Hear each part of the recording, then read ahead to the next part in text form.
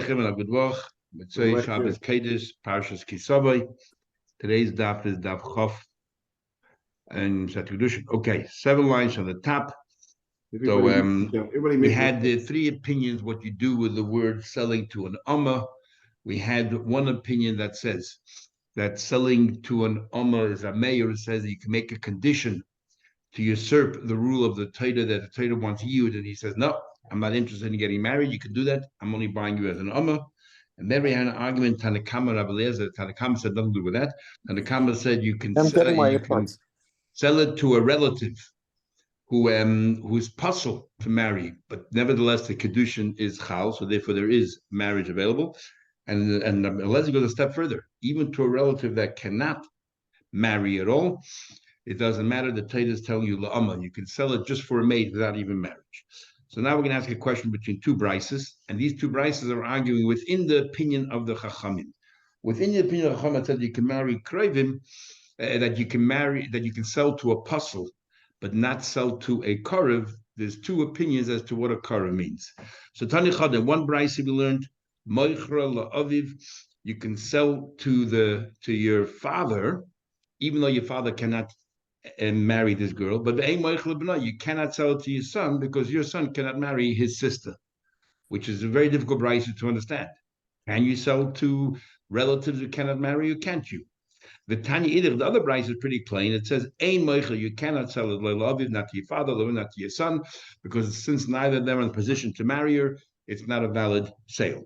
Now, Bishleimus, we understand the brisa, you cannot sell Leila Aviv Leila B'nai, Kirabana, that follows with the Rabbanan. Ella, the other first brisa, Aviv, you can sell it to your father, even though your father cannot marry her, which sounds like this is Rabbi Eliezer. We don't care if it's a marriage is applicable at all. Yet the Ein Moichel, you cannot sell it to your son because your son cannot marry, which follows the view of the Rabbanan. Come on. But this doesn't work out. Like Kirabban, like Rabbi Eliezer, because the brisa is contradicting itself. So we answer, La'elam Kirabban. There are 2 views on how to understand the Rabbanan. One view is, in all cases, there are no exceptions. When it comes to a relative, you cannot sell your daughter to a relative because your relative cannot marry her. The other opinion says, even if the relative you're selling it to cannot marry her, but if someone else in that family, that person's son, can marry her, so there is a potential for yield, it's a valid sale. Where there's a potential for yield. So in other words, if you sell it to your father, so then his son, which is your brother, can marry your daughter because that's his niece. So even though your father can't, your brother can. So there's a tzad yield there. That's why the sale is valid, even according to the Rabbanan. But to sell it to your son, who is the brother of this girl, his son cannot marry his aunt. The halach is he cannot marry the sister of your father.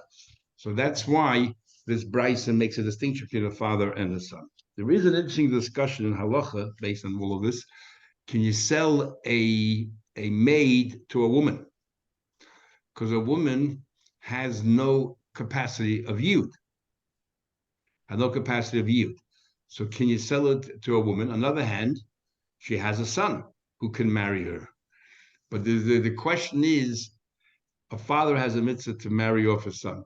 A mother does not have a mitzvah to marry off her son.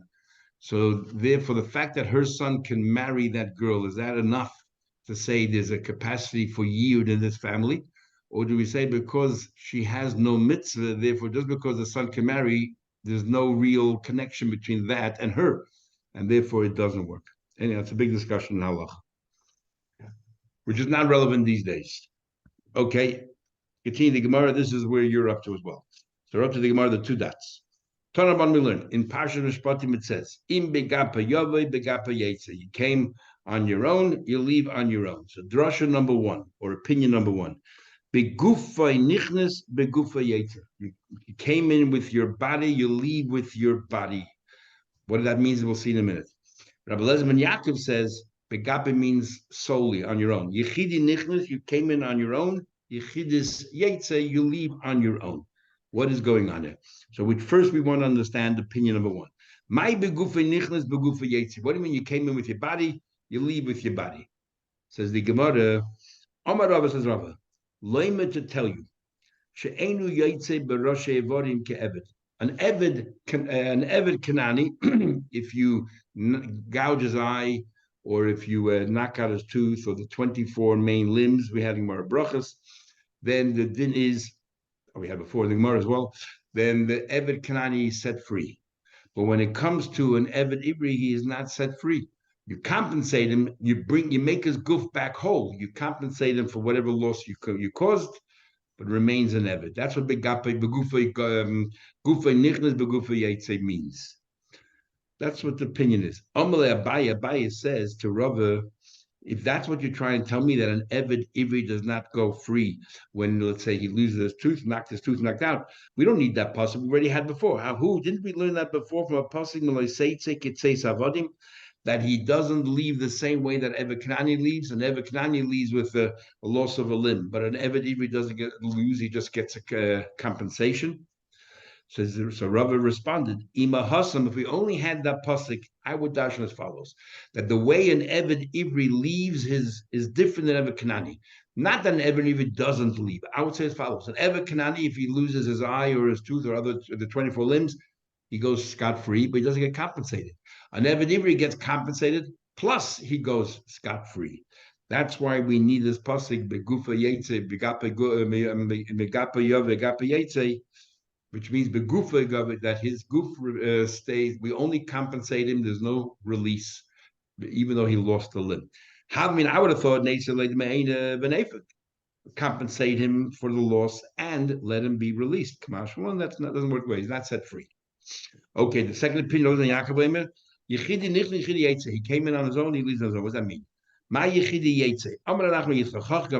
This is what we mean. This is the law.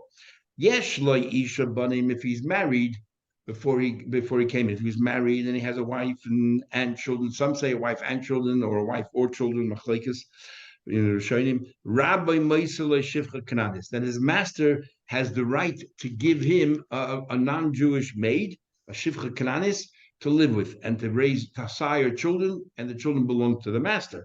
But Ein Leishabanim, he's unwed, if he's single, Ein Rabbi Meisele Shivcha Kananis. No, if he came in alone, he leaves alone. Big machlekes Rishonim, do we only focus on the moment that he came? What happens? Does he have to be married when he was purchased? And what happens if a week later his wife dies? That's it. It doesn't matter that he does not get a Shivcha Kananis? Or how's it work? So some Rishonim hold it says Begapay Nichnes. We only focus at the moment of purchase. So when he was purchased, he was already married. We don't care if tomorrow he divorces his wife or she passes away. The master has a right to give him a shivcha. But if he came into this sale and he was not married yet, even though he might have got married 3 months later, he does the rabbi, his master cannot give him a shivcha. Others say we focus at the moment, that day that the master wants to give him a shivcha. The day the master wants to give him a shivcha, if he's a married person, at that day, he can give it him. If he's not married, he can't. Another machlekes is showing him, the Rambam is, what does it mean? Are we talking about when the master can force him to wed the shivcha, or even if he's allowed to offer him on a voluntary basis the shivcha? Now, some say that the Gemara's whole discussion is, can the master force him? But if he was unwed, he can't. But if the person is in agreement to live with the shivcha, maybe he can. Others say no. So the Torah is, because generally speaking, Ben Yisrael cannot live with the shivcha. The Gemara therefore saying that no, if he was single, then even if he's interested, he cannot live with the shivcha. Okay, Torah be learned. Nimker b'mana, what happens the following? When he was purchased, we learned before that, let's say a person was sold for $120 over 6 years, because he's 6 years, he's in servitude, and after 3 years he wants to leave, so you calculate every year, you deduct 6 years, 120 is $20 per annum, and 3 years he worked already, so he's still a balance of 3 years owing, which is $60. What happens if Nimker b'mana, he was, by the time when he was purchased, his value was $100. Let's say $100. The hishbiach, and over time his value improved, or the slave market went up in price. And now it's worth $200. How do you know that? So when it comes to, let's say 3 years left, How do we calculate the balance of 30 years? Do we base it on the original purchase price or the value of right now? Based on the value right now, well, is half is gone, half of 200 is 100. He still has 100. How do you know? We look at the purchase price. Because the pasuk says when you calculate, and you talks about if somebody was sold to a goy, and there's a mitzvah to redeem him, and you pay the goy out mikasef miknase for the purchase money. So it's clear we relate back to the purchase. What about the other way around? Nimke b'masayim, when he was purchased for $200, but vihichsif, he was devalued. The Amad Amana now is 100. 3 years went by. Does he pay half of the 200 that was only purchased? He has to pay $100 to be set free. Or we focus on now. Right now is $100. Half of that is 50. He pays 50. We look at if it's for the benefit of the Eved, we view it, we look at it at the time of now. And half of the Talmud comes to tell you, Kefi Shana. There's another pasuk that says that you calculate according to the years. It says in the pasuk, and if only a few years are left until Yovel, then you calculate according to the years. Yoshiv Golose. So therefore, sometimes we go according to the purchase price, sometimes we go according to how many years are left. And we always view it from the eyes of the slave to benefit the slave. Okay, all we know is Evan who sold to a goy. That's how we calculate because we want to make sure we get him out of there. He doesn't belong there. And furthermore, the law is when it comes to a yid sold to a goy that relatives have the right to redeem him, and they can force the goy, if the goy is under our jurisdiction, force him to set this Evan free. So therefore, the owner is Yodeh al Tachtani. The owner doesn't really have that much control. So because we don't have that much control, we therefore try to benefit the Eved in the calculations. What about Hanimkali Yisrael? If you sold to a Jewish master, how do we know that even then we try to benefit the Eved? Talmud Leimir comes to tell you, Sachir Gzer Shabbat. We had an opinion before that there's Gzer Shabbat. It says Sachir by Eved Ivri and Sachir by Eved Knani, and whatever benefits to have an Eved Knani, an Eved Ivri who sold to a Goy, the same benefits apply to an Eved Ivri sold to a Yid. Amar Abaye said, and sometimes Abaye made this comment when he was in a very good mood, and he said, you know what? We know that Ben Azai was very sharp. We learned that in Moribam, he was very, very sharp. So Abaye went around and said, Hareini, I am ki Ben Azai. I am like Ben Azai. The Shukit Tveria, in the streets of Tveria. When Ben Azai was around then and he could answer anybody, he was sharp like anything. I feel like I'm Ben Azai. Ask me anything, I'll answer you. So one rabbi said, okay, let me ask you a question. Mechdi, we have two psukim. One pasuk says that you calculate according to the original purchase price. The other pasuk says you look at it, how many years are left, and you calculate according to the price of today. You decided to benefit the Eved, and therefore, if the price was lower, but if the purchase price is lower, you go back to the purchase price. If the current price is lower, you look at the current price. You're always benefiting the Eved. Maybe it should be the other way around. Maybe we should benefit the landlord, the owner, and say just exactly the opposite. If the purchase price is high, you go according to the purchase price, and the current price is high, you go according to the current price. Maybe we benefit the master. Why do you think you benefit the slave? Look, these psukim can be viewed either way. Why do you decide to benefit the Eved? Let us make it difficult for the Eved and make it easy for the master. Let him get more money. So Rabbi responds, I'll tell you why. Because we find that the Torah actually tries to help out the Eved. Loi salkadata, don't think so. We find the Torah's general, just the general perspective of the Torah is we try to support the Eved. And because the Torah is trying to support the Eved, we'll do the same thing. And therefore, with the price, when it comes to the price, we always view it from the eyes of the Eved to benefit the Eved. The Tanya we learned when you're dealing an if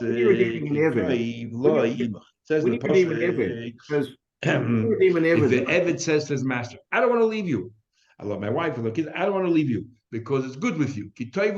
I'm enjoying it, you're very good with me. We learn that from the pasuk. You have to treat him equally. You have to feed him the same food, the same drink. It's not right that you should eat fine flour and he should eat, the unrefined flour. He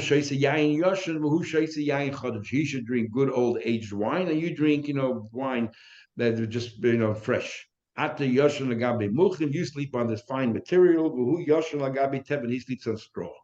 Now, all the examples are extremes. It's not like, you get very old wine and he gets wine which is not that old. It's every example here is fine flour and pas kibber is the other extreme. So the big malchek is a shainim doesn't mean literally you have to give him exactly what you're eating, or it means treat him with metrika. You don't have to give him exactly the same thing, but don't give him poor quality food or inferior quality food. Give food that is decent. It doesn't have to be exactly what you have. Whoever purchases a slave is as if they bought a master. Taste that's a very interesting question. From all of these examples, you don't see that the Eved is a master. You see that he's an equal. What are we saying here? If you have food, feed the Eved. Whatever you eat, give him. Share with him. Drink, share. Everything you should share. So why is that a master? The Gemara should have said, whoever buys an Eved is if he buys a partner or an equal. So Taisus brings a very interesting Yerushalmi and goes as follows. What happens, says Taisus, if you only have one cup of wine? You only have one cup of wine. You're not allowed to drink it because it says Toiv lo imach. That whatever you have to share with him. Not to drink it at all is cruel. It's like midas daim. If you have nothing to lose, why don't you let someone else benefit? So therefore, you're going to have to give the cup of wine to the Eved. Comes out that the Eved has more than you. Or the example he gives, if you have only one pillow. The example actually is from a pillow, not from wine. He gives the example, you have only one pillow. You can't use it because Toiv lo imach. Not to use at all. If you're not going to use it, not to give it to the Eved, that's cruel. And you give it to the Eved, it comes out that he has more than you, one up over you. He has a pillow. So it's like koina odin latzma, as if you acquired a master for yourself. Says the Gemara, okay, so what's Abaye trying to say from here? You see how we're trying to support the Eved. Says the Gemara, how do you know? Maybe it comes to food and drink. You don't want the Eved to stand there and feel bad. In fact, this rabbi asked Abaye, on the contrary, I would say when it comes to redeeming the Eved, we should actually try to benefit the master. Remember, why is the Eved an Eved in the first place? Either he stole, so therefore he's a ganav, obviously, why help him out? But also, most of them, they sold themselves, they were impoverished, couldn't afford it. So to provide for the family, they sold themselves as a slave, and that money they gave to their family. So it says that this person asked Abaye, like Rashi brings in the Chumash from the Gemara here, that why did this person end up in such a situation? It's all their own fault because they started off with a little sin that just grew out of proportion. And therefore, why should we support the Eved? And he explains. Says the Gemara, perhaps when it comes to redemption, we should be stricter. Time to learn. Come and see come and see how difficult it is, even just a small area of Shemitah. Shemitah, you have all these terrible, all these averis, you're not allowed to plow, you're not allowed to plant, all these things. However, the Torah says that what he's supposed to do with the crop of Shvi is le'achla to eat. So we darshan le'achla v'loy l'schayda. You're meant to eat the crop, but you're not permitted to commercialize it. You're not allowed to sell it. This prohibition of selling is not a lav, because nowhere does it say the Torah don't sell. It just says le'achla to eat. So it's a lav haba miklal asay. It's really only an asay, which is much, I guess, weaker than a lav as far as punishment is concerned. So you did a small avera. So what happens? Adam is a person, let's say, who sells and handles fruits of Shemitah. L'seif, that if you look at the Parsha Bahar, we're going to follow the sequence of the Parshas in Bahar. Each one is describing the event of somebody who started out by not complying with all the laws of Shemitah, and this is what the next stage is. The first stage is Moiches metalplev. Suddenly he starts becoming a bit desperate. He has to start selling his art and all of his metalplev. Shenemar, it says in the pasuk, Bishnas hayevel zois to shuvish v'chodal. So this yevel, everyone goes back to the property, and so we're talking about Shemitah, because yevel is the year of Shemitah. And then the next portion in Bahar is v'chisimkru mimkala misecha. If you sell something to your friend, the economy, you buy something, davar anikli yadzi. Portable items that nobody, you're suddenly in a position you have to start selling things to support yourself. Like Hirgish, you still did not recognize why suddenly you have to start selling things. You start doing a reckoning, and perhaps you did an aved and it's a punishment. No, well, Hirgish, you had no sensitivity to it. The next thing is It's sort of cascading out of control. You have to start selling your properties, your fields. So it says the next pasuk, Ki chachicha, your brother became poor, umacha machuzasai, and he sold his field of inheritance. Loi basa liyadai, he still doesn't come to him at all. What's going on over here? He doesn't realize that everything is planned and preordained, and this is something is happening here. Then eventually he has to sell his own house. Remember, it says he sold his house within a walled city. So it's just like a domino effect. And before the Gemara continues, the Gemara digresses for a minute and wants to know just the wording of the Tana. Why he starts off saying you weren't aware, these sensitivities weren't acute. And here he says it didn't come to your hand. That you didn't come to you, it didn't come to you yet, the realization. So we answered the famous Gemara we had for Rav Huna. And Rav Huna said the statement. Rav Huna said that Kivan Sha'avra Adam Aveda B'Shalom, if a person doesn't Aveda, first time is difficult, but if you keep on repeating it, Hutulai, it becomes permitted to you. Says the Gemara, Hutulai, because you committed the same Aveda a number of times, therefore it's permitted. Sal Kedatach, you think that's what it means? Ella, what it means is Nasaloi Keheter. If you continuously repeat the same Avera over time, you don't feel guilty anymore, and you don't even think twice about it. It becomes permitted. The same thing over here. So the first time is Lehirgish. It's an Avera, you just weren't aware. The second time is, the third time, we know definitely you're not going to be aware. You'll never be aware. Because once you commit to Avera again, you keep on working on Shemitah and selling produce and all that. And then what happens? The next thing is, you're so impoverished, you sold all your assets, and you still don't have enough money, so you sell your daughter as a slave, and with that money you feed your family. She never said the could each is Now, even though in Bahar there's no mention whatsoever about a person selling his daughter, it's in Parshas Mishpatim. But in logic, we know that this is the next step. What do you mean we know the next step? Because in Bahar, the next portion is about lending or borrowing money with interest. So we're going to sandwich in the step before that is selling your daughter. Now, why would a person rather sell his daughter than borrow and pay interest? So Gemara explains. I've got the bittul exid behind Yana. Nowhere in the parsha is mentioned a word about his daughter. Hakamasha comes to tell you that nizbin inish brate v'lo nizbin. A person would rather sell his daughter as a slave than borrow with interest. And why that? Why is that? My time, but why is that? Barte megara v'nafka. Your daughter, let's say, sold as a slave, but eventually you'll have money. Yeah, and it gets cheaper and cheaper all the time, because initially you purchase price $100, and then after a year's worth of work you only owe $80 something, and so on and so forth. So therefore the price goes down. But when it comes to interest, whatever you borrowed, it continues to grow and grow. Then we continue. Okay, you sold your daughter, didn't work. Now it's ribis. Remember it says, you borrow with interest. You're still impoverished. The samachle, and then it says, so we see the next portion is all about borrowing or lending money with interest. Eventually, that's not enough. You have to sell yourself. Remember, it says, he's so poor that he sell himself. And then again, and eventually he cannot sell to another yid. He sells himself to a ger. We mean a ger toisha, not even Jewish. Somebody who lives in Israel who maybe keeps the 7 mitzvahs of Noach. Remember, it says ger toisha. Mishpachas ger ze'ev gilchavim. The mishpachas ger means goyim. Kishu oimer la'ak. Then the pasuk continues that la'eker. It said they sold to ger. It says la'eker means the hanimke la'avodah chamatzma, that you sold to avodah zarah itself. You sold to avodah zarah itself. So this student is asking Abaya, why are you supporting the Eved and trying to get him out and else? Here we see clearly that it's the Eved's fault. So why should the owner have to always lose out? Depending wherever the price that he bought him at versus the price of now. Why do we always benefit the slave? We should benefit the owner. It's the slave's fault.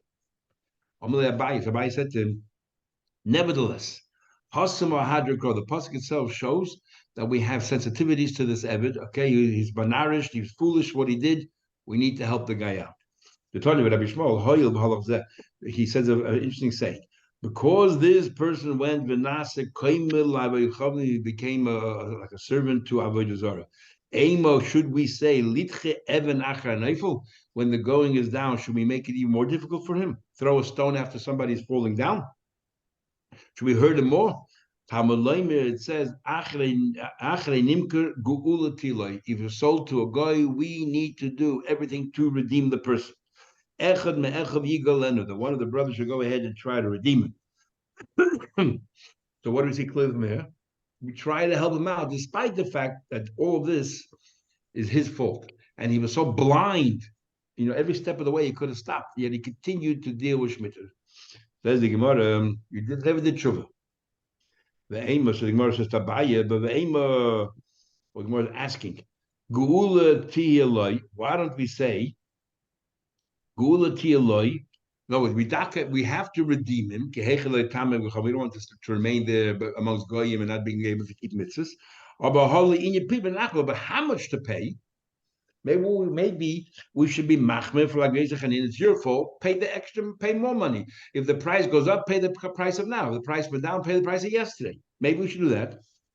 I'm not going to because today if it's actually alluded to in the psukim. We have two psukim. In one passage says in oid rabbis bashonim. It says if there are still a number of years, then you should pay mikesed miknase from the purchase price. And another pasuk says v'ima'at nisha b'shanim, and if there are a few years left, then you pay according to how many years are left. Now, what do you mean rabbis v'chi yeshanim merubas v'yeshanim? Is there ever more than 6 years? There's more years and less years. That's how Rashi learns, and everybody finds it difficult because we're talking about an Eved Ivri sold to a Goy. There's no such law of 6 years. The law of 6 years is only if it's a Jewish master, not a Goyish master. So anyway, are there more years and less years? What do you mean more years? Ella. Nisra bekaspa. This is how we learn pasuk. Not that the years increased, the value increased. Nisra bekaspa. So it says in the pasuk, if there are more years, you go after the purchase price. It means as follows: if the value went up, el nisra bekaspa. If the value went up, then mikesed miknase, pay the original price. In other words, help out the evet. Nismayid kaspa. If the price went down, then kifishanav. Then if the price went down, go according to the way it's right now. It's clear from the two psukim that we try to support the Eved. So I can learn another way. Heicha the Eved today literally follows. If he worked 2 years of Pashlei Dalit, what it says Rabbis B'Shanim, which means there are still many years left to go. He worked 2 out of the 6, 4 years remain. Neisevle Dalit, Mikesed Mignase. Give him 4 years, Mikesed Mignase. In other words, pay him for the 4 years from the purchase price. In other words, 2 years you deduct and you leave 4 years. Of a dollar, the Poshla Tati, if you work 4 years, you leave behind 2. Naisiv Tartik, if you shut it, then give whatever the balance is according to how many years are left. Nothing to do with price increase or decrease. It's just giving you an example of how we will calculate according to the years. Says if so, nichtiv kro, let the pasuk say, why does it say im rabbis bishani within the year? It should have said im oid rabbis shanim if there are a number of years left, or imat, or a few years left. What do you mean within the year? It must be the price increase within the year. Nisha shani, my bishani. What do you mean in the years? It means nisrabe kaspa bishanim if within the years the value went up, then mikesed miknase, pay according to the original purchase price. Nismayid kaspa bishanim, the years are decreased, kifishanav, according to how many years are left. Yeah. By the way, there's an interesting machlekes between in Shulchan Aruch and Ramah the Taz about if somebody misbehaves, and if let's in a community, and if the community is going to marginalize this person, like excommunicate the person, as a result, the person will get so angry, completely go off the derech and worse. What do we do in such a case? Ramah says, we don't care. We have to do what we have to do. If the guy decides to take revenge or whatever it is, or become totally fried, that's his problem. The Taz says no, that we do have to take that into consideration, and he brings a proof from this Gemara right here, because it says here, Rabbi Shmuel says, should we throw somebody who's already did the wrong thing here and continue pushing him down the road? Neifel, do we throw a stone after somebody already fell down? Litche Eved Achra Neifel. And so therefore he wants to use this to argue the Rama that you do have to look at the repercussions of punishments as well. And see and do it in a proper way. Okay, the Gemara continues.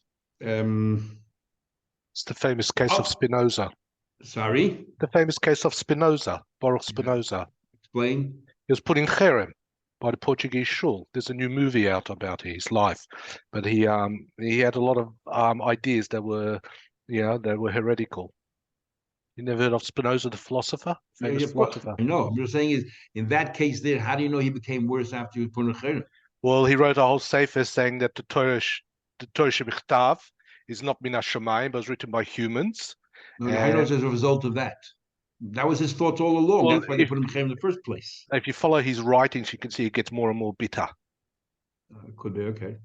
Okay, it's just an example of someone. Fair enough. Says the Gemara, Rabbi Yosef, Darshinu Rab Nachman, this answer of Nachman about those two psukim, Lahani Kroy, the way he interpreted those two psukim is just like Sinai.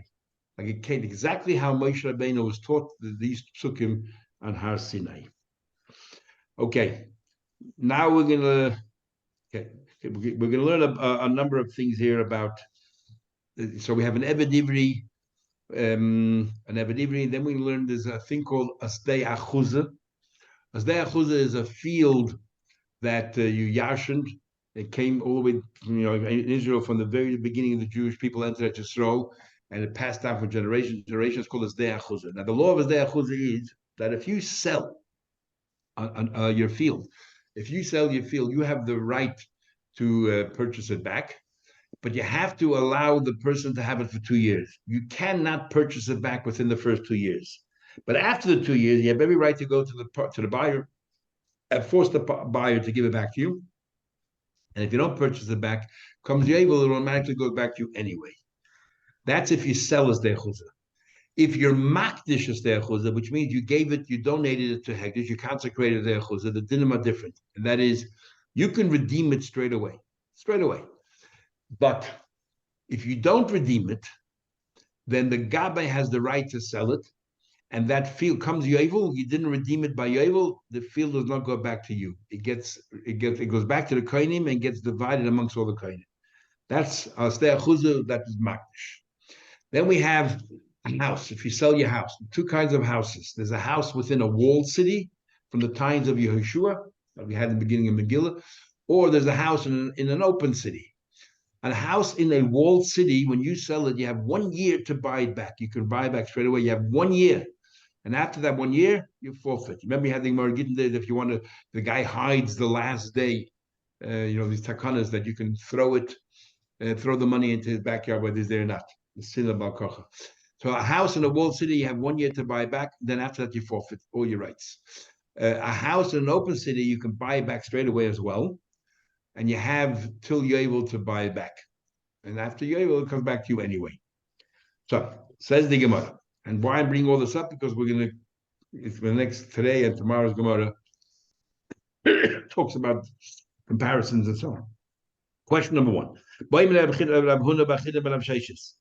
asked Rav Sheshes the following question. If an Eved Ivri was sold to a guy, and the din is if the guy is under our jurisdiction, that we can force the guy to release him if you redeem yourself. Can you be redeemed halfway or not? In other words, your value is $100 and you only have 50. Can you force the master to take the $50? Because I don't want to hold it, I'm scared I'll lose it. I want to give you the $50 and therefore it's a partial redemption. Or you can't do that. Either you have the full money or you have nothing. No, so Gemara says, we are going to compare it to Asdei Achuzah, the field that you yashed and that you sold to someone. Gama, we learn out. Just like when it comes to Asdei Achuzah, if you sold it to somebody, I have the right to redeem it and purchase it back, but I can't give him half the money. Here too, here too, you cannot redeem an Eved halfway. What we learn out from Asdei Achuzah are only things which make it lenient, but not to make it stricter to say that you cannot redeem halfway. Remember, we're trying to help the Eved out. So maybe when it comes to this part over here, we won't learn from Azdei Achuzah. Says the Gemara,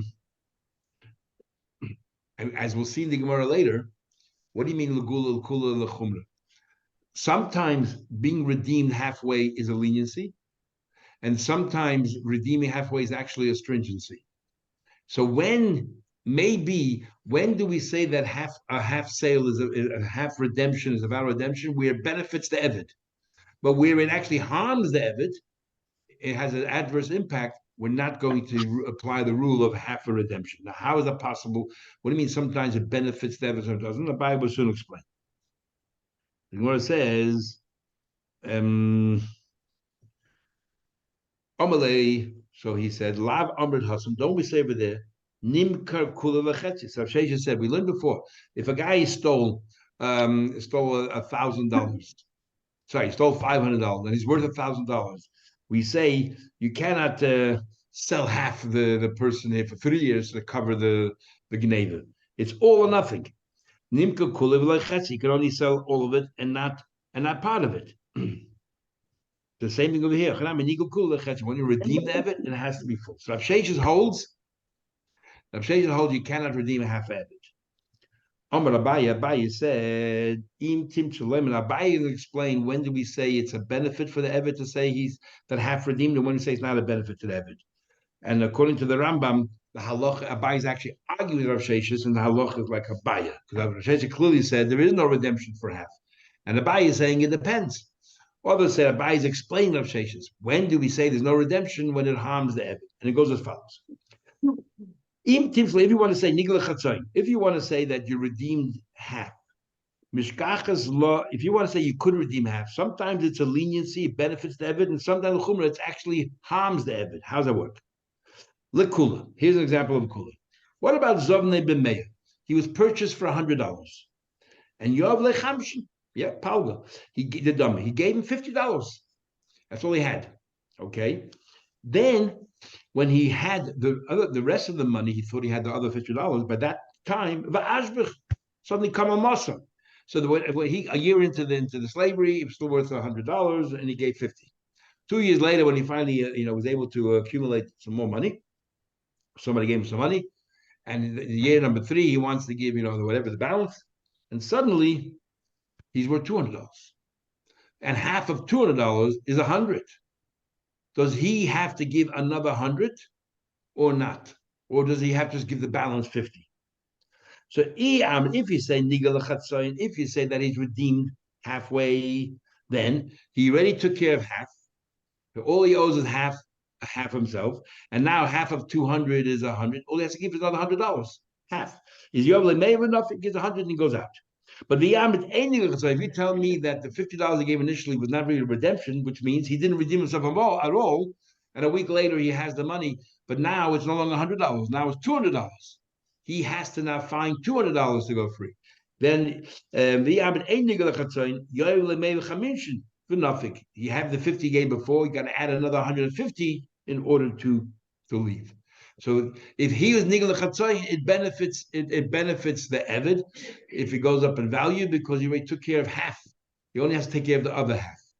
So before the Gemara goes on, the Gemara says it doesn't make sense. We just learned before that if the Eved goes up in value, you don't pay the new value, you pay the old value. So what are you talking about? The Amma didn't we learn before? Nisrabe kasbay.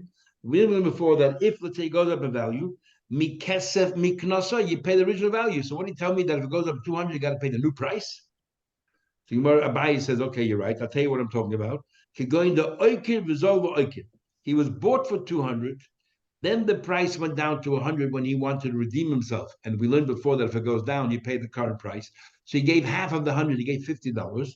And then when he finds he accumulates the rest of the money, a few days later, so he jumped back up to 200. So the question is, if the 50 he gave covered half, then he only has to pay only half, which is 100. And this time he does pay the 200 because that was the original price as well. Or do we say nothing happened? So he just had $50 in storage there. Now there's another 100 going.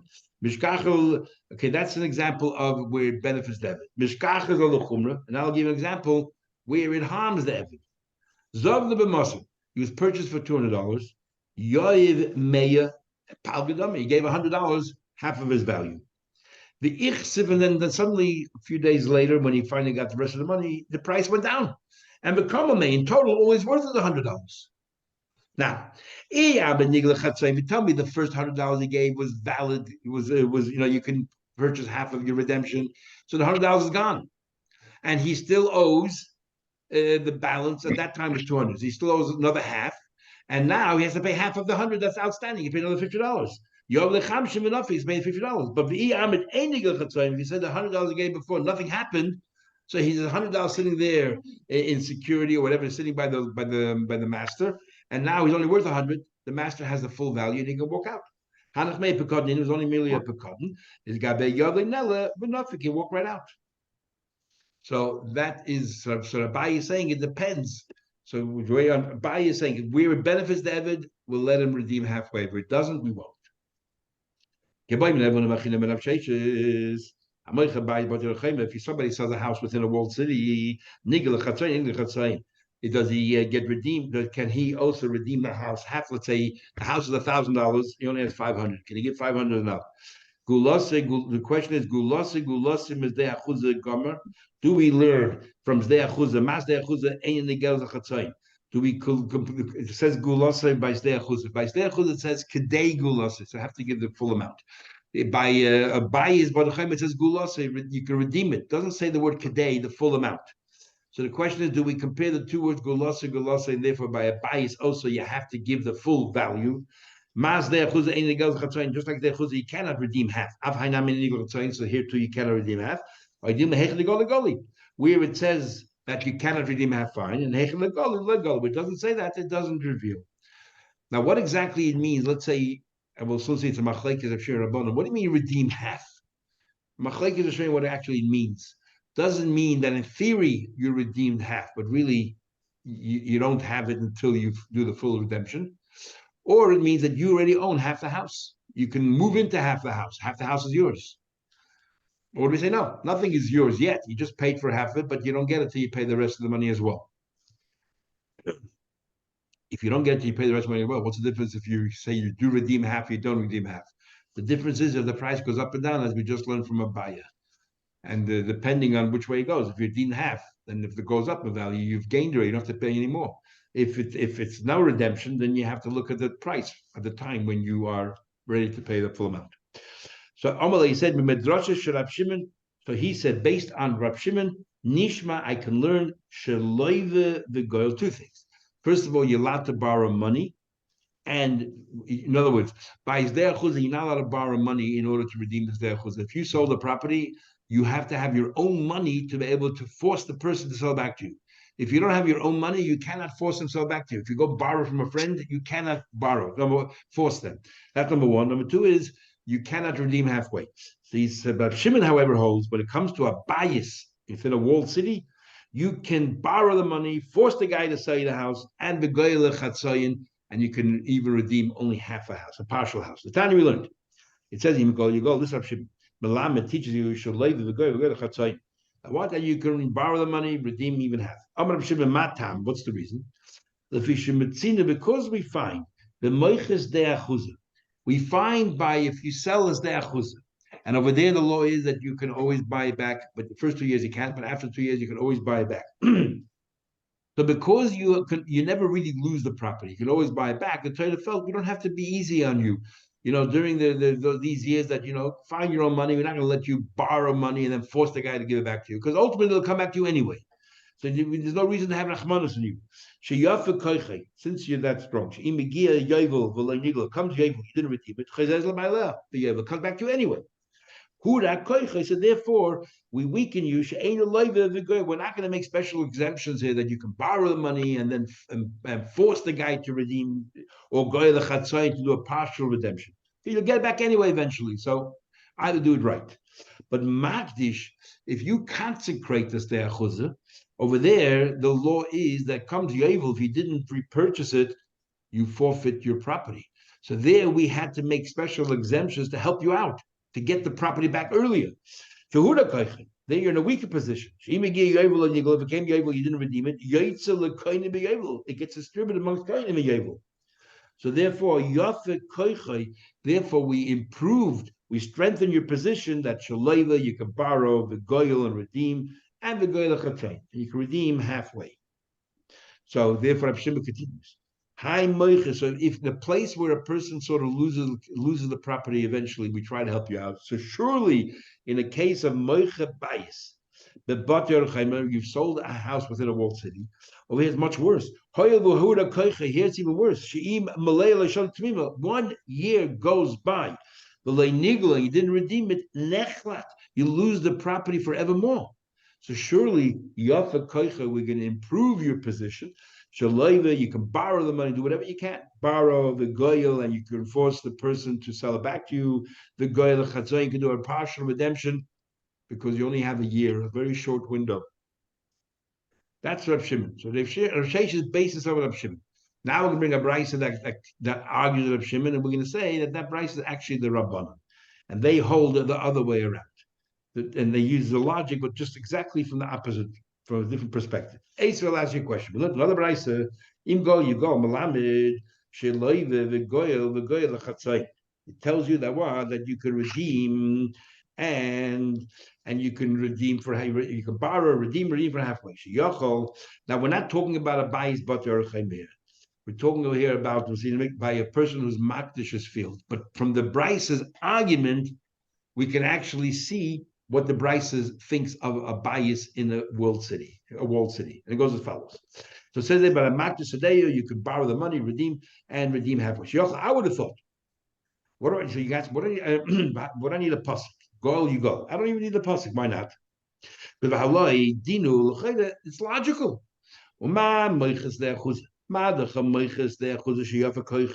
That he's in such a good position. It goes back to you be able get who the koicha doesn't have even though you're such control that after you're able goes back to you. Yet prior to you're able, you cannot borrow money and force the person to give back to you.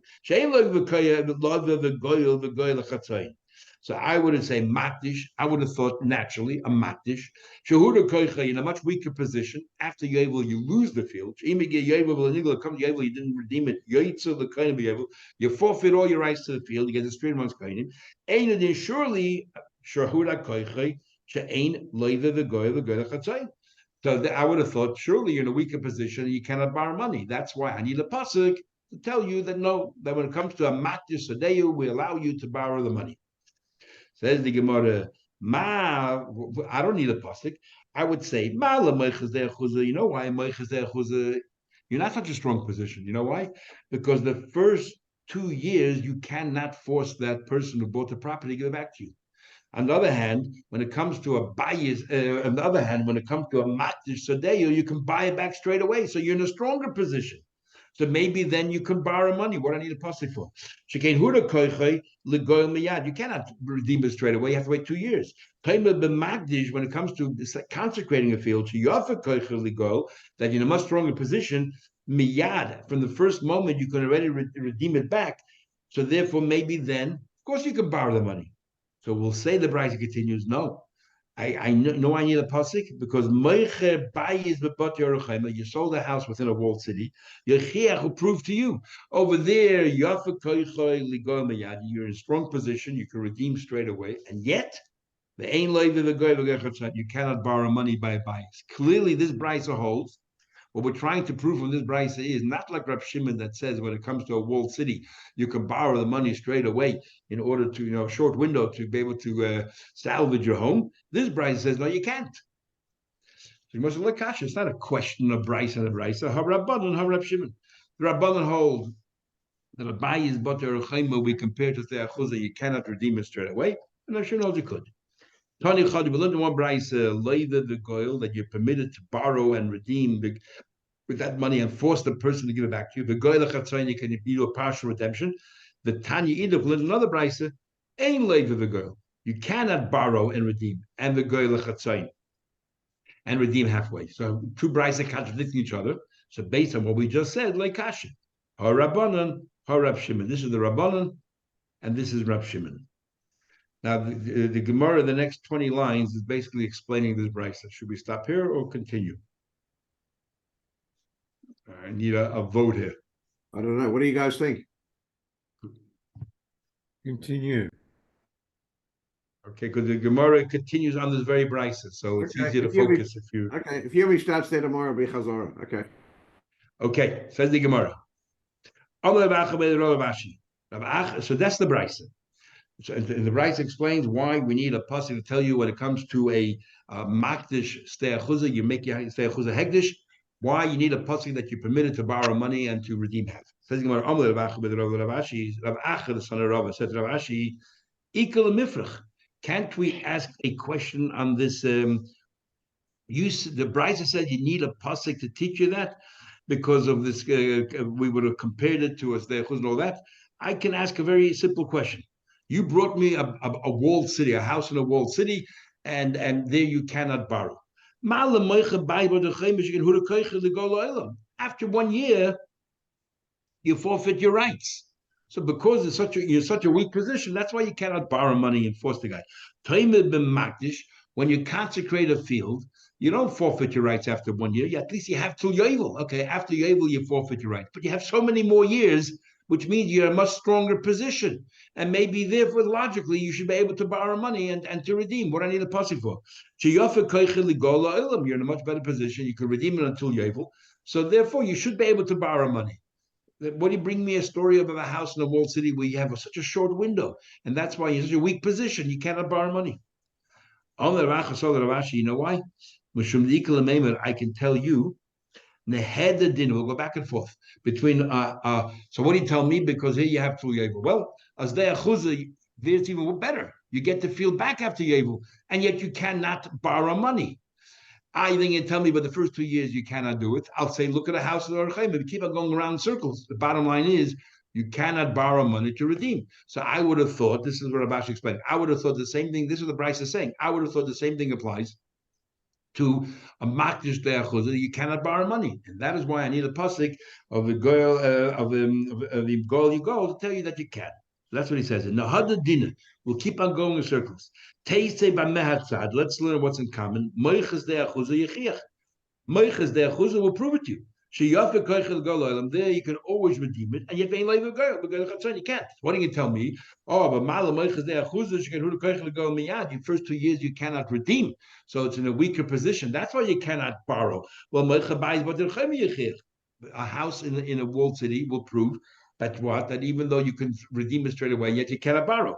And then you'll tell me, oh, but there you cannot redeem after a year. I'll tell you, look, as you could. So Chazar Hadin, we go back and forth.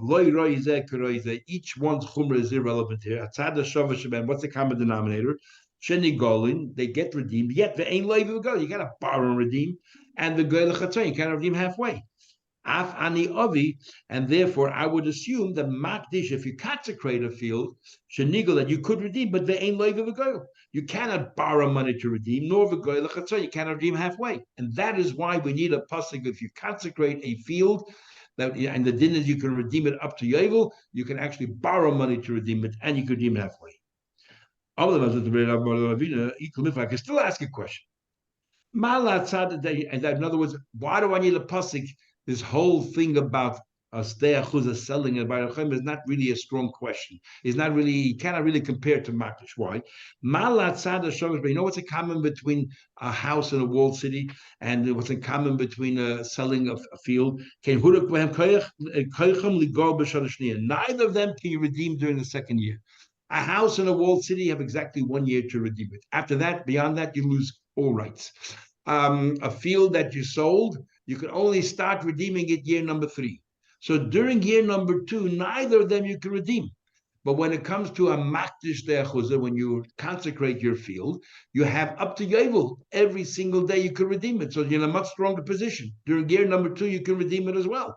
So of course you can borrow money. So he's asking on the Brisa, so what do you need a pasuk for? You're a much stronger position. In the second you can redeem it. Ravina said, I can then tell you, Eved Ivri Hanimke lo Eved an Eved Ivri that sold to Goy will prove the point. Now what? We would think that you cannot borrow money. Look at Eved Ivri sold to Goy. Every single day you have the right, relatives have the right to force the person to release him and redeem him. And yet, the ain loiv of a girl. You cannot borrow money because says the pasuk that he is able to accumulate the money on his own. He cannot borrow money and force the goyish master to set him free, or halfway. So therefore, that's why the Brisa says we would have thought that you can never borrow money and force them to set you free. That is why when you're a pasuk, goal you go to teach you that you could. Okay, this finishes this part of the sugya. Have a Shavua Tov, everybody. A good one. Oh, yeah, thank you very much.